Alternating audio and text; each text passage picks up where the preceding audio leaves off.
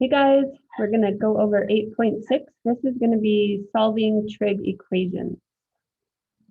Now, we've done this a little bit before with the factoring, but we're going to do some u substitution stuff in here, okay?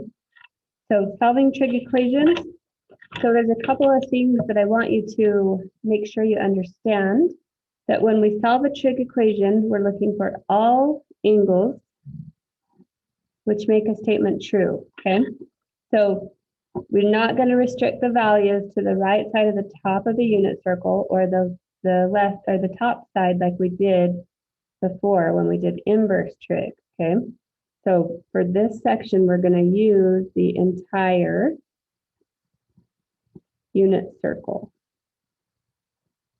Not doing inverses anymore. So we're always going to look from 0 to 2 pi. So what that means is 0 is included and 2 pi is not. So use 0, not 2 pi, when your answer would be at 0, okay? So our answer is not going to be 2 pi, we're going to use the 0 instead, because remember, those are in the same spot. Okay, so these are kind of examples that we looked at last time. We looked and we said, between 0, including 0, and 2 pi, what angle will make this statement true? So what angle has a y value, remember sine is a y value, of positive 1/2, okay? So we look at the unit circle, and we're looking at the y values of positive 1/2. So that's going to be at pi 6. And then if we keep going, positive 1/2 on the y value is also 5 pi 6. Okay, so x equals pi 6 and 5 pi 6. If I plug that in, it would make the statement true, right? The sine of pi 6 is 1/2. The sine of 5 pi 6 is 1/2. Okay, same thing here. What angle has a cosine of 1? So this is an x value of 1. So we look at the unit circle. Where is the x value of 1? And I see that's at 0 and 2 pi, but remember we always use 0. So x equals 0. And the last one is the cosecant is 2 over root 3. So I'm going to write this one more time. A little bit prettier. Okay, so the cosecant is 2 over root 3. So I have to remember, what is the cosecant? What does it go with? What's the reciprocal of the cosecant? So if I do the reciprocal of the cosecant, it's the sine. But if I do the reciprocal of this side, I have to do the reciprocal of this side. Root 3 over 2, okay? So all this is asking for is, where is the sine root 3 over 2? So again, look at your unit circle, look for the y value of root 3 over 2, positive pi thirds, and 2 pi thirds. Okay, so these type of trig equations, you don't have to do anything to just solve for that angle. Sometimes we have to use algebraic techniques like factoring or quadratic formula to solve more complicated equations, okay?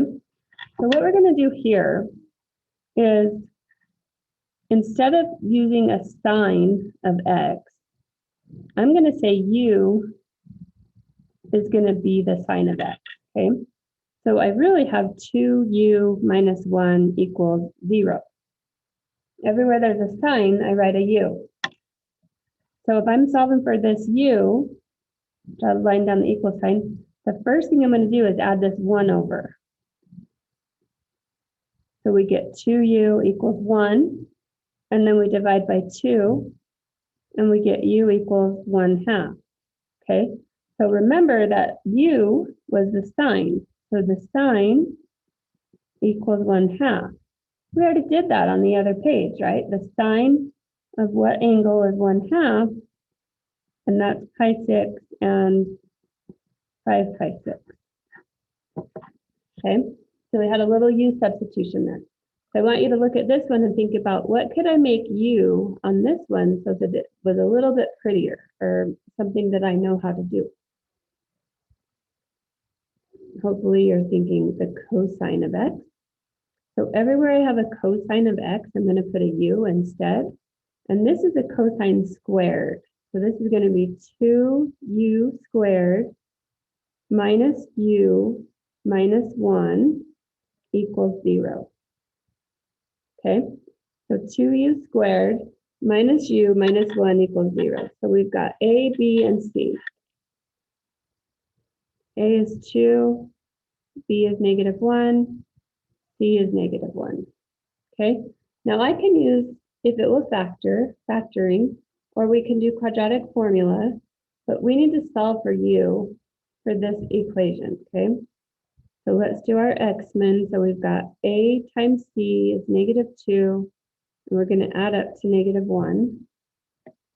And so I want a -2 and a +1, right? If I add these two numbers together, I get the bottom number. If I multiply these two numbers together, I get the top number.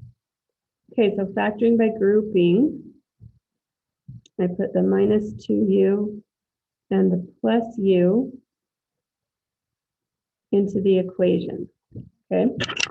So with factoring by grouping, we turn it into 4 terms, break it into 2 parts, factor out a GCF. Okay, so notice here I put a +1. The u and the -1 didn't have anything common, but I want to keep a 1 there as my placeholder, okay? So my factor is u minus 1, and then the one that's left over is 2u and +1. So see, if I didn't have that +1 right there, I would maybe not know what to put right there, okay? Equals 0, and then u minus 1 equals 0. 2u plus 1 equals 0. And this is what we just did on the other side, except for it was a minus. So this is going to be -1/2 and +1. So we replaced the cosine with the u, and then we factored.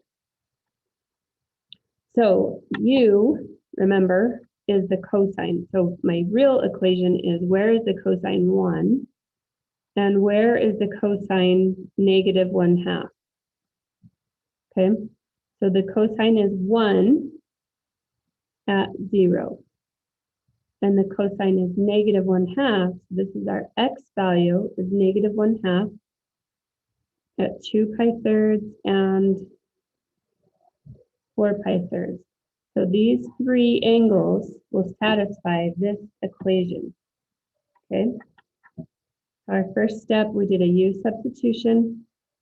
Second step, we factored or quadratic formula. Okay, we did something to solve for u. Okay, and then we substitute u back in, and then we solve with the unit circle. So if you like steps, you figure out what your u substitution is, you're going to factor the leftover answer, then you're going to replace your original problem. So instead of u, now it's cosine, and then solve. Okay, here's another practice one. So we notice on this one that I have a cosine and a sine. So I can't really do a u substitution, right? Because they're not all the same thing. So I could say that u equals the cosine and v equals the sine. Okay, then I would have 4u squared v equals 3v. I mean, that's up to you if you want to do that or not. When you look at this, Is it easier to see that there's a sign common or a v common? We're just doing a greatest common factor, right? So there's a v here and a v here. So that leaves me with 4u squared minus 3. V's on the outside, it equals 0. This one takes a little bit more work to solve for u. So I add the 3 and divide by 4. And then I have to take the square root. And what you need to remember is that when you square root, it's plus and minus. Okay, so I replaced u with the cosine, v with the sine, u and v, and then I subtracted 3v to get 0, and then took out a GCF, and then solved each part for 0. Now I can go back and substitute in v was the sine. So where does the sine equal 0? And then u was the cosine. Where does the cosine equal plus or minus root 3 over 2? Okay, so the sine is 0 in 2 places, at 0 and pi.